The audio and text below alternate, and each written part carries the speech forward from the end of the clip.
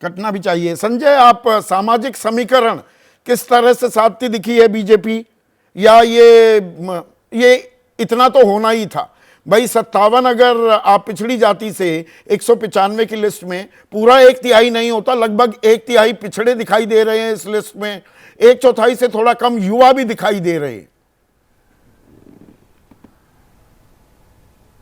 हाँ बिल्कुल, मुझे लगता है संदीप, बड़ी अगर बात देखें और या बड़े मैसेजिंग की बात करें, युवाओं को आगे लाने की कोशिश की गई है, तो युवाओं को एक मैसेज देने की कोशिश की गई है, पार्टी के कार्यकर्ताओं में एक उत्साह पैदा करने की कोशिश की गई कि देखिए 50 साल से कम उम्र के इतनी बड़ी संख्या में यही एक पार्टी है जो टिकट देती है, और उन्होंने अभी कर दिखाया 195 की सीट में, 195 की लिस्ट में 47 अगर उम्मीदवार युवा हैं, तो एक अपने आप में एक हकीकत बयां करती है बीजेपी की स्ट्रैटेजी के बारे में।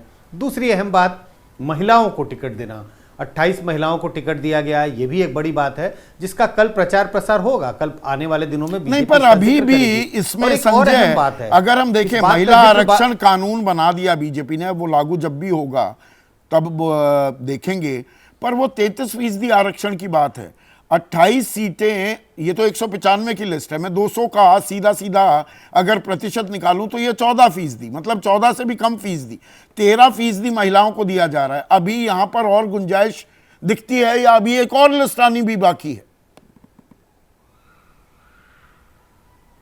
नहीं, गुंजाइश तो बिल्कुल बनी रहेगी, 50% दिया जाए तो मोस्ट वेलकम। लेकिन आपने जिस बात का जिक्र किया कि भाई महिलाओं के आरक्षण के लिए जो नया कानून पास हुआ है, जो लागू जब भी हो 2029 में लागू होगा, तो उसमें 33% रिजर्वेशन का प्रावधान है, तो अपेक्षा तो कम से कम जरूर रहेगी कि पार्टियां कम से कम 30-35% टिकट महिलाओं को दे। लेकिन अगर 30-35% नहीं दिया गया, इस वक्त अभी एक और लिस्ट आनी बाकी है, हम उम्मीद करेंगे कि बीजेपी शायद ज्यादा संख्या में और महिलाओं को टिकट दे। लेकिन जिस बात का मैं जिक्र कर रहा था, केरल में एक मुस्लिम उम्मीदवार को टिकट दिया गया है, जिस बात का बार बार जिक्र होता है कि बीजेपी मुस्लिम कैंडिडेट्स क्यों नहीं खड़ा करती, तो ये नैरेटिव को भी एक तरह से पंक्चर करने की कोशिश बीजेपी ने की है।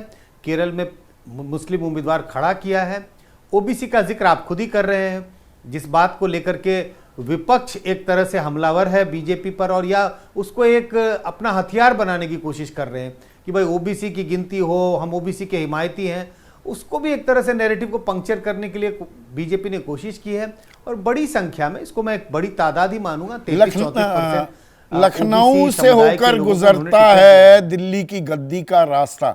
उत्तर प्रदेश के 51 उम्मीदवारों के नाम क्या कह रहे हैं संजय, आपकी निगाह में?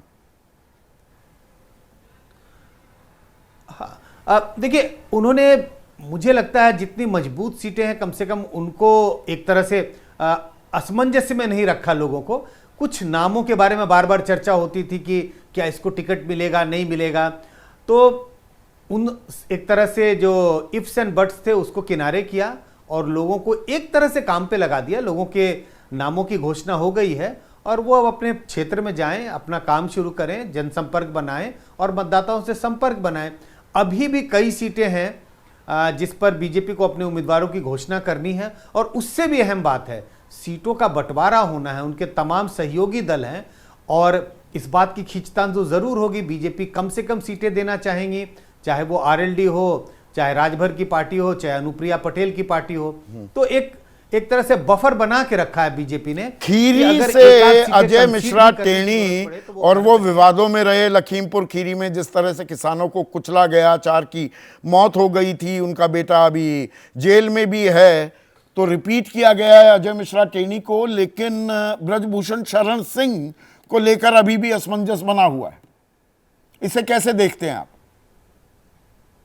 हाँ बिल्कुल, जिस सीट के आप जिक्र कर रहे हैं टेनी के बारे में, तो वो सामाजिक समीकरण कुछ इस तरह का है। आपको याद होगा उस वक्त भी उनके बेटे को हिरासत में जब पर कार्रवाई करने में बहुत देर हुई थी, और ये था कि उनका एक प्रभाव है आसपास। और उसके बाद जब विधानसभा के चुनाव हुए, इस बात का ध्यान रखना चाहिए कि उस घटना के बाद विधानसभा के चुनाव हुए थे और उस पूरे इलाके में बीजेपी का प्रदर्शन बहुत अच्छा रहा था। तो बीजेपी समझती है कि उनके बेटे पे कार्रवाई हुई, लेकिन उनको टिकट इसी के लिए दिया जा रहा है कि उनकी एक हैसियत है उस इलाके में और उसका प्रमाण है। वरुण गांधी का घटना के नाम बाद ना जब होना, विधानसभा के मेनका चुनाव हुए, गांधी का तो नाम तमाम अभी 6-7-8 सीटें उनकी जो सारी सीट- की सारी सीटें बीजेपी जीत गई। वरुण गांधी की सीट पर अभी उम्मीदवार की घोषणा नहीं, मेनका गांधी भी नहीं।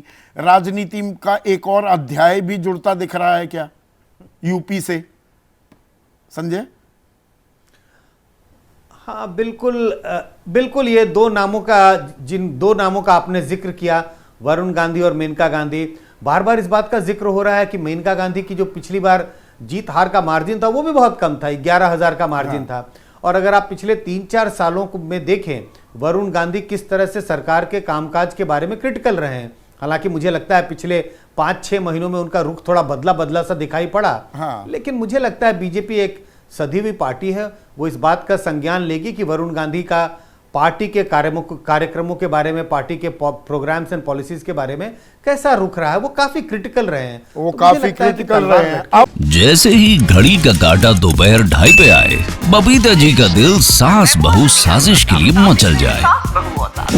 और ये है इनकी बहू, पूरे दिन ऑफिस की टेंशन हो जाए गॉन जब ये करें अपना फेवरेट शो फ्री टाइम पे ऑन।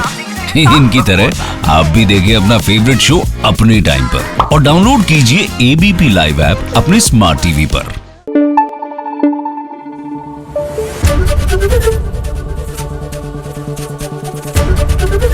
एबीपी न्यूज आपको रखे आगे।